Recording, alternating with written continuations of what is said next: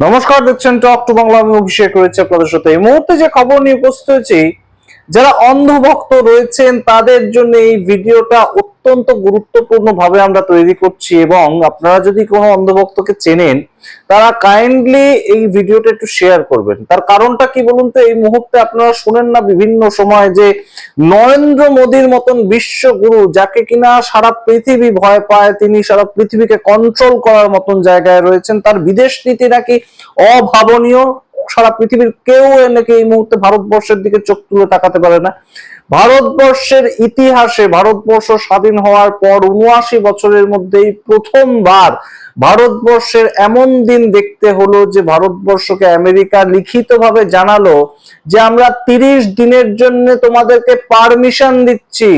Permission কথাটা একদম use করেছে আমেরিকা। আমরা ৩০ দিনের জন্য তোমাকে পারমিশন দিচ্ছি যে ভারত রাশিয়ার থেকে ৩০ দিনের জন্য তেল কিনতে পারে। ভাবুন আপনারা কোন পর্যায়ে ভারতবর্ষ আমেরিকার কাছে নিজেদেরকে বিক্রি করেছে রীতিমতন বলা যায়। এই মুহূর্তে কেন্দ্রীয় সরকারের পজিশন সম্পর্কে আমাদের জানতে ইচ্ছা করে। এই মুহূর্তে কোন জায়গা থেকে আমেরিকা এই স্পর্ধাটা পায় ভারত সম্পর্কে এই কথাগুলো বলার, যে ভারতবর্ষকে আমরা ৩০ দিনের জন্য পারমিশন দিচ্ছি যে তারা যাতে রাশিয়ার থেকে তেল কিনতে পারে। এই প্রশ্ন এই মুহূর্তে ওঠে, এবং অবশ্যই এই প্রশ্ন গত বাজেট অধিবেশনে রাহুল গান্ধী তুলেছিলেন। রাহুল গান্ধী বলেছিলেন যে আমেরিকার সঙ্গে যে ট্রেড ডিলটা হয়েছে সেখানে ভারতবর্ষ লিখিত দিয়ে এসছে যে আমরা রাশিয়ার থেকে তেল কিনবো না, কিন্তু সেই তেল যদি রাশিয়ার থেকে কেনে, আমেরিকা বলেছে আমরা একদম ওয়াচে রাখবো, আমরা একদম নজরদারিতে ভারতকে রাখবো, যদি তেল কেনে তাহলে আমরা আবার ট্যারিফ বাড়িয়ে দেব। এবং এই যে ট্যারিফ বাড়িয়ে দেওয়ার হুমকি, সেটা এই মুহূর্তে যুদ্ধকালীন পরিস্থিতিতে আমেরিকা ভারতবর্ষকে পারমিশন দিয়েছে যে তারা যাতে এই যুদ্ধকালীন পরিস্থিতিতে ৩০ দিনের জন্য যাতে তাদের তেল সরবরাহটা বন্ধ না হয়ে যায় ভারতে, তাই জন্য তারা রাশিয়ার থেকে তেল কিনতে তাদেরকে অ্যালাউ করছে। আপনারা ভাবুন, ১৫০ কোটি মানুষের গালে একটা থাপ্পড় মেরেছে এই মুহূর্তে আমেরিকা, এবং সেটা ভারতীয় হিসেবে এখনো পর্যন্ত আমাদের সহ্য করতে হচ্ছে, কারণ ভারত সরকার কোনোভাবেই কোনো উত্তর এখনো পর্যন্ত দেয়নি এই ঘটনা। আপনাদের সমস্তটা বলবো এই মুহূর্তে কি ঘটনার পরিপ্রেক্ষিতে আমেরিকার সরকারের পক্ষ থেকে কে জানালেন সম্পূর্ণ বিষয়টা।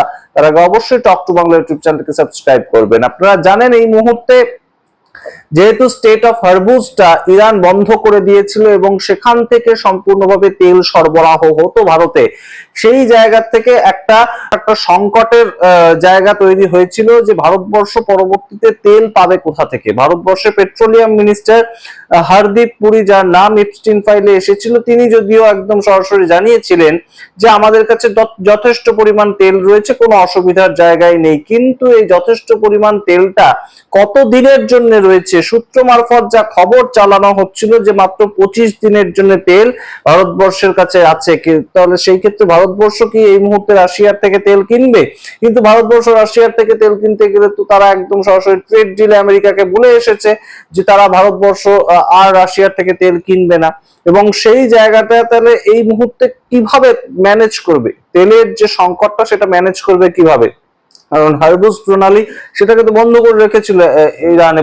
এবং সেই পরিপ্রেক্ষিতে আমেরিকা এই মুহূর্তে যে বক্তব্যটা রাখলো, আমেরিকার ট্রেজারি সেক্রেটারি স্কট বেসেন্ট তিনি বক্তব্য রাখছেন, to enable oil to keep flowing into the global market, the Treasury Department is issuing a temporary 30-day waiver to allow Indian refineries to purchase Russian oil. আপনারা বোঝার চেষ্টা করুন যে কিভাবে একদম সরাসরি অ্যালাউ কথাটা লেখা হয়েছে, একদম সরাসরি পারমিশন দেয়া হচ্ছে যুদ্ধকালীন পরিস্থিতিতে রাশিয়ার থেকে যাতে ইন্ডিয়া তেল কিনতে পারে, তার জন্য এই মুহূর্তে পারমিশন দিচ্ছে আমেরিকা। আমরা জানি না সত্যি যে আমাদের পরাধীন ভারতেও সেই অবস্থাটা এই মুহূর্তে আবারও চলে এলো কিনা, পরাধীন ভারতের অবস্থাটা। কারণ এই মুহূর্তে আমেরিকা এই স্পর্ধাটা পায় কিভাবে, ভারতবর্ষ সারা পৃথিবীর মধ্যে সর্ববৃহৎ গণতন্ত্র হিসেবে পরিচিত, তাদেরকে আমেরিকা পারমিশন দেবে তারপর ভারতবর্ষ তেল কিনবে।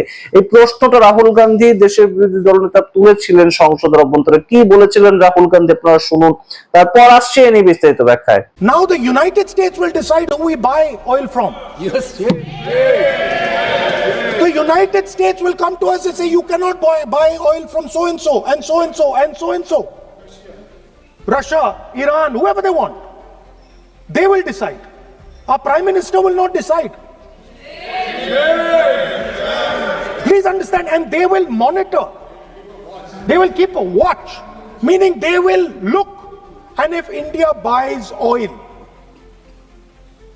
from anyone they do not want, they will punish us. শুনলেন রাহুল গান্ধীর বক্তব্য সংসদে দাঁড়িয়ে বাজেট অধিবেশনে যখন ট্রেড ডিল নিয়ে তিনি বক্তব্য রাখছেন তখনই তিনি এই প্রশ্ন তুলেছিলেন যে কিভাবে এই ধরনের একটা কন্ট্রাক্টে সাইন করে এলেন দেশের প্রধানমন্ত্রী। অবশ্যই এটা গুরুত্বপূর্ণ এবং তার প্রতিফলন হিসেবে আমেরিকার এই মুহূর্তে এই ধরনের বক্তব্য ট্রেজারি সেক্রেটারি রাখছেন তেমনই কিন্তু মনে করছে বিশেষজ্ঞরা। এবং অবশ্যই আপনাদেরকে জানাই যে দিল্লিতে নরেন্দ্র মোদী সরকারের পক্ষ থেকে এখনো পর্যন্ত শুধুমাত্র খামেনাই, যে আলী খামেনাই মারা গিয়েছিলেন, তাদের পক্ষ থেকে কেউ কোনো ধরনের কুশব্দ করেননি সরকারের পক্ষ থেকে। 6 দিন পর, আলী খামেনাইয়ের মৃত্যুর 6 দিন পর যখন দিল্লিতে ইরানের যে এম্বাসি রয়েছে সেই এম্বাসিতে গেলেন ভারত সরকারের পক্ষ থেকে বিক্রম মিশ্রি, তখন প্রথমবার ভারত সরকারের যে স্ট্যান্ড পয়েন্ট, তারা যে অ্যাটলিস্ট দুঃখিত সেটা তারা ব্যক্ত করতে পারলেন। এবং এস জয়শঙ্কর সেদিনই রাত্রিবেলা জানিয়েছেন যে তিনি অলরেডি ইরানের যে ফরেন মিনিস্টার তার সঙ্গে কথা বলেছেন। কিন্তু এতটা দিন সময় লাগলো কেন? তারা কি কোথাও গিয়ে আমেরিকাকে ভয় পাচ্ছিল? এমনিতে যখন আলী খামেনাইয়ের মৃত্যু হলো তখন থেকেই আমরা দেখতে পেয়েছি যে সারা পৃথিবী, ভারতের বিভিন্ন জায়গা সহ উত্তপ্ত হয়ে উঠেছিল। এবং সেই যে একজন সুপ্রিম লিডার, তার মৃত্যুটা আমেরিকা যেভাবে তার দেশে ঢুকে তাকে মেরে ফেলেছে সেটা কখনোই কিন্তু সারা পৃথিবীর কাছে অ্যাকসেপ্টেড হয়নি।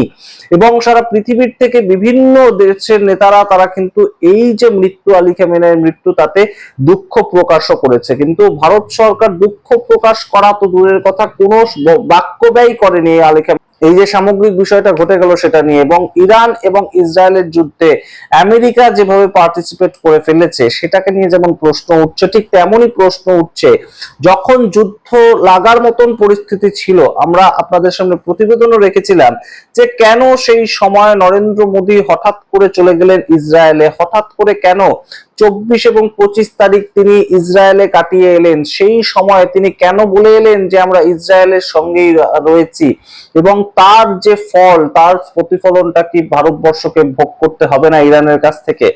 অলরেডি আপনারা জানেন যে এই মুহূর্তে আমেরিকাকে সারা পৃথিবীর থেকে প্রশ্ন করা হচ্ছে, সেটা আমেরিকার অ্যালায়েড দেশ হোক কিংবা আমেরিকার বিরুদ্ধে দেশ থাকা দেশ হোক, প্রত্যেকেই আমেরিকাকে প্রশ্ন করছে। এবং আমেরিকার অভ্যন্তরে যে বিরোধী পার্টি রয়েছে, ডোনাল্ড ট্রাম্প সরকারের বিরোধী পার্টি, সেখানকার বিভিন্ন সাংসদরাও প্রশ্ন করছেন যে আপনি কেন এই যুদ্ধে প্রবেশ করলেন? কারণ যুদ্ধটা তো আপনি পার্টি ছিলেন না, আপনাকে তো ডাইরেক্ট অ্যাটাক করেনি। এবং আমেরিকার সংবিধান অনুযায়ী, আমেরিকান কনস্টিটিউশন অনুযায়ী এই আমেরিকার যে বক্তব্য সেটা হচ্ছে যে আমেরিকাকে যদি ডাইরেক্টলি কেউ অ্যাটাক না করে তাহলে কিন্তু আমেরিকা কনস্টিটিউশন ওয়াইজ তারা অন্য দেশকে অ্যাটাক করতে পারে না। তো সেই ক্ষেত্রে কেন মার্কিন প্রেসিডেন্ট ডোনাল্ড ট্রাম্প এই যুদ্ধে নিজেদেরকে জড়ালেন, এই প্রশ্ন তুলছেন। অবশ্যই আমেরিকার মধ্যে থাকা বিভিন্ন যারা রয়েছেন বিরোধী সাংসদ তারা, এবং অবশ্যই প্রাক্তন উপরাষ্ট্রপতি কমলা হ্যারিস, যিনি ডোনাল্ড ট্রাম্পের বিরুদ্ধে এবারেও আমরা দেখতে পেয়েছিলাম ভোটে দাঁড়িয়েছিলেন, হেরে গিয়েছিলেন, কিন্তু তিনি প্রশ্ন তুলেছেন। সুতরাং সামগ্রিকতার প্রেক্ষিতে এই মুহূর্তে ভারত সরকারের স্ট্যান্ড পয়েন্ট আমেরিকার জন্য কি আমরা সঠিক জানি না। এবং ভারত সরকার এখনো পর্যন্ত এই যে পারমিশন, 30 দিনের পারমিশন দিল আমেরিকা, সেটা নিয়ে কোনো ধরনের কোনো মুখ খুলছে না। কেন তারা বলতে পারছে না যে আপনারা এই অ্যালাউ কথাটা ইউজ করলেন কিভাবে? আমরা কি আপনাদের কাছে কোনো ধরনের কোনো অ্যালাউয়েন্স চেয়েছি? আমরা আপনাদের কাছে কোনো ধরনের কি কোনো জানতে চেয়েছি যে আপনারা কাইন্ডলি আমাদের অ্যালাউ করুন? সেরকম তো নয়। মাথা বিক্রি করে তো ভারতবর্ষ বসে নেই, তাহলে কেন আমেরিকা এই কথাটা লিখলো? এই কথা লেখার সাহস পেল কোথা থেকে আমেরিকা? কোন বাইরের দেশ কেন ভারতবর্ষকে এই ধরনের পারমিশন দিতে একটা স্পর্ধা তারা দেখাবে? 150 কোটির দেশ, সেটা কেন আমেরিকা তাদের কাছ থেকে পারমিশন নিয়ে তারপর রাশিয়ার থেকে তেল কিনবে? এই প্রশ্ন এই মুহূর্তে সারা পৃথিবী করছে, এই প্রশ্ন নিয়ে সারা পৃথিবীতে খবর তৈরি হয়েছে। আপনাদের সামনে রাখলাম, আপনারা আপনাদের বক্তব্য অবশ্যই কমেন্ট বক্সে কমেন্ট করুন। দেখতে থাকুন টক টু বাংলা, অবশ্যই টক টু বাংলা ইউটিউব চ্যানেলটিকে সাবস্ক্রাইব করে দিন। ধন্যবাদ।